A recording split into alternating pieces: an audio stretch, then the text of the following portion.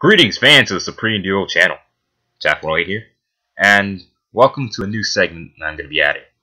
I'm going to call it Dragon Ball GT Misconceptions.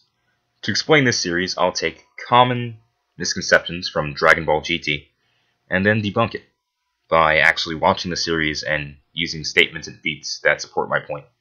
It's a crazy concept, I know, but I'm going to give it a shot. It'll be very similar. It'll be very similar to my Dragon Ball Thoughts section on the channel. But Dragon Ball Thoughts is merely a section for musing, where I ponder the possibilities. Clearing up misconceptions will be for me to relay facts to you. Nothing more, nothing less. It can also be considered similar to the Truth About series, though not nearly as in-depth as that series was during its serialization. Now, with all of that silly exposition out of the way, here comes episode 1. Is General Rilldo stronger than Majin Buu? Is he really? So to begin, we look at the infamous statement itself so that we can form the basis of our argument. Son Goku states, "The universe certainly is a big place, huh? To think I should come across someone with a key as large as yours. It's even greater than Buu's." Goku flat out says that General Rilldo is stronger than Buu. Once more, he seems surprised that someone this strong exists out in the universe. This confirms two things. 1. General Rilldo is stronger than Buu by a decent margin. 2. General Rilldo is the first enemy to surpass Buu in terms of power. Now we've established that, let's establish the candidates for the Buu Goku is referring to. First, there's Mr. Buu. To explain Mr. Buu's existence, I'll be brief.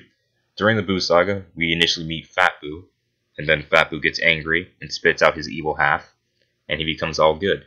This good Buu is called Mr. Buu by the fandom, to differentiate him from his original form of Fat Buu when he's first introduced.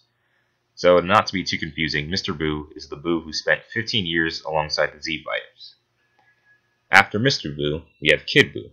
Kid Buu is the original form of Majin Buu, the one without any absorptions and without any additional power-ups. This is the Buu Goku fights at the end of the Buu saga, and is ergo the one he's most familiar with. And finally, we have Buuhan. This one is an obvious choice because it's the strongest form of Majin Buu seen in the series, so it only makes sense that when considering a character that's supposed to be stronger than Majin Buu, we include the strongest form of Majin Buu to exist within the series of Dragon Ball. Now that we've assembled all the Buus into a ballroom, let's determine who Goku can be referring to and who he cannot be referring to. Firstly, Mr. Buu is out as an option before GT even begins, as he is cast out during the end of Z. Goku makes it clear to Vegeta that someone at the tournament is capable of giving them a good fight. Vegeta says that he doesn't feel a ki that strong, and then Goku says he's completely suppressing it now, but he's entirely strong, and he's so unworthy of fighting them. Next, Goku tells Mr. Satan that someone other than Buu and them might win the tournament. His exact words are, "But someone besides us and Buu might win." Really now? There's no way that could happen, right? So here he's reconfirming to Mr. Satan that this mystery man he's referring to throughout the arc, or not really the arc, the end of the series, can defeat them by winning the tournament, i.e. he can defeat the Z Fighters and he can defeat Majin Buu, aka Mr. Buu. Next, Goku asks Buu to rig up the matchup so he can fight Buu first. He says, "Sorry, but I want to fight him no matter what in the first round when the both of us still have 100% of our stamina." So basically he's saying, "Hey man, I really want to fight this guy, and I want to do it while I can give him the best fight I can give, and he can give the best fight he can give." And then, finally, when he explains this, he says, he's been training on his own, waiting all this time for the kid to enter the tournament. 10 years ago, when that outrageously bad Majin Buu died, I made a wish that this time he'd be reborn as a good guy, so that we could fight one-on-one. Apparently, old man Amadayo heard me and pulled some strings on my behalf. So here, Goku explains that his goal was to fight the bad Majin Buu. Also take note here that Goku and all other characters in the series call Buu by no other name than Majin Buu, even though he's referring to two different characters.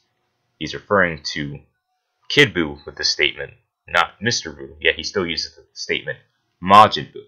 It's important to keep this in mind for this debate, because everyone always assumes that it has to mean one Buu or the other because he said Buu, but no character in the series actually calls Buuhan, Buuhan, or Super Buu, Super Buu, other than Super Buu himself. Every Buu character is referred to as Majin Buu. Now, next, Piccolo even states that this will be the most notable fight this time around, when Goku and Uber are about to fight. Again, This is Toriyama reinforcing the fact that Oob is much stronger than he appears to be as a 10-year-old boy from a village with no food. Finally, when Goku and Oob really get going, Goku has this diatribe for him. Oh, I see, you still don't even know how to fly, huh? I guess there's ain't no helping it. You haven't had no teacher, and you probably never even considered things like that. Sorry I badmouthed you before. Please forgive me. I just wanted to know your true ability. You're exactly the person I thought you were. As amazing as I expected. But you don't know how to use your power. This is the first time you fought like this, right? I've got it. From now on, I'll live with you at your house and teach you. So here Goku confirms that Oob is as amazing as he expected, that Oob fought with the power to defeat Mr. Boo, as Goku's earlier lines indicate that was his expectation. And next he says, from now on, if anything should happen, you'll be the one to defend the peace. And he says, hey Oob, once your training is complete, we'll have a match again, properly this time. To tell you the truth, that is my #1 objective. Goku confirms here that once Oob's training is done, that they'll complete his training and that they'll fight again. And that's his main goal. So we know that during the end of Z, base Goku and Oob are powerful enough to defeat Mr. Boo.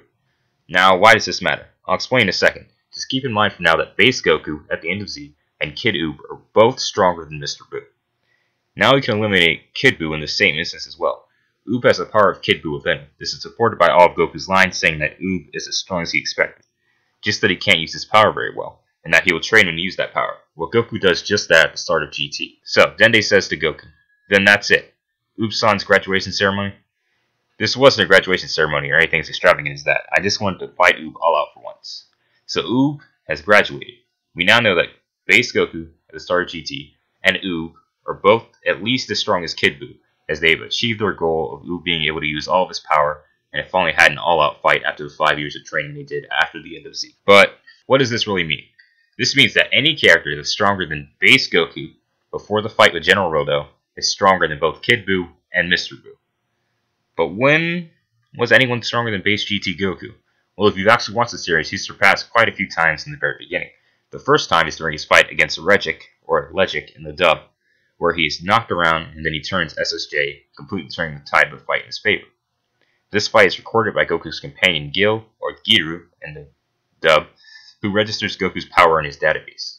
Next, GT Goku encounters a machine mutant known as Lord Rilldo, the first official god of destruction in the Dragon Ball franchise.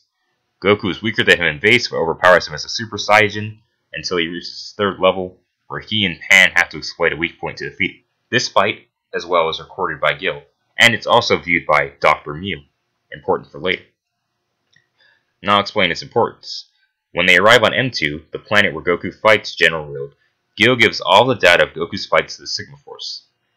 Goku notes that the Sigma Force, upon their arrival, are incredibly strong.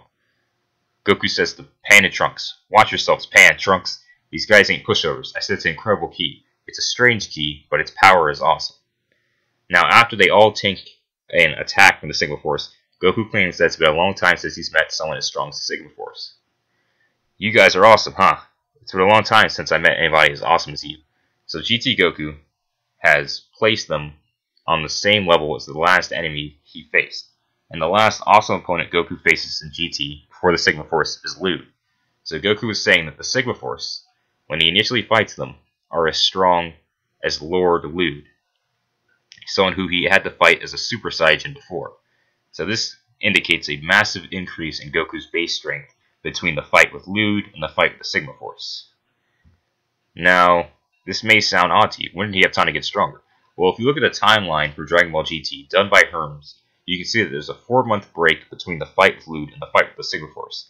Add to the fact that Goku told Regic he'd be training for a rematch, it becomes clear why Goku was able to become as strong as he did. Now we tie Rilldo into this. Goku starts out Kid Boo level in base at the beginning of GT.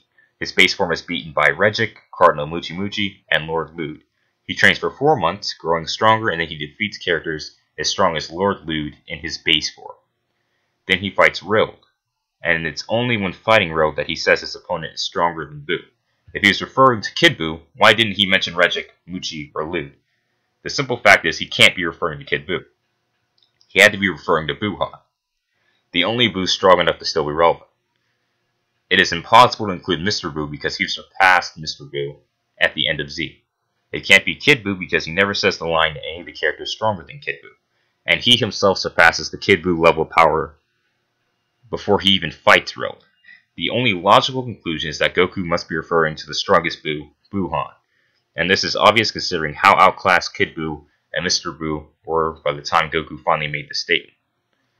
And I've used this image several times, but the image you see before you explains the strength growth of Son Goku from the beginning of GT to when he fights General Rilldo.